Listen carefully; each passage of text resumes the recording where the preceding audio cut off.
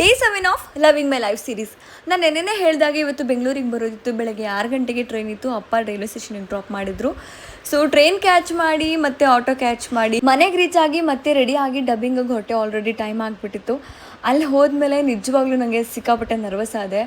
Because ಅದು ನನ್ನ first dubbing ಆಗಿತ್ತು. ಸ್ಟಾರ್ಟ್ ಆಗೋದಕ್ಕೂ ಮುಂಚೆ ಪಕ್ಕ ನನಗೆ 1 hour ಬೇಕೇ ಬೇಕು ಇದು ರಿಹರ್ಸಲ್ಸ್ಗೆ ಅಂದ್ಕೊಂಡಿದ್ದೆ. ಬಟ್ ಟು ಬಿ ಹಾನೆಸ್ಟ್ ನಾನು 10 minutesಲ್ಲಿ ಪಿಕಪ್ ಆದೆ. ಏನೋ ಒಂಥರ ತುಂಬ ಖುಷಿ ಆಯಿತು. ಶೂಟಿಂಗ್ ಮೆಮೊರೀಸ್ ಎಲ್ಲ ನೆನೆಸ್ಕೊಂಡು ನನ್ನ ಫ್ರೆಂಡ್ಸ್ನ ನೆನೆಸ್ಕೊಂಡು ಮೊದಲನೇ ಸಿನಿಮಾ ಆಗಿರೋದ್ರಿಂದ ಆ ಫೀಲೇ ಬೇರೆ. ತುಂಬ ಖುಷಿ ಆಯಿತು. ಕೆಲವೊಂದು ಸೀನ್ಸ್ ನೋಡ್ತಾ ಅಳುನೂ ಬಂತು. ಇದು ನಾನೇನೋ ಅನ್ನಿಸ್ತು. ಬಿಕಾಸ್ ಅಷ್ಟು ಚೆನ್ನಾಗಿ ತೋರಿಸಿದ್ದಾರೆ ನನ್ನನ್ನು.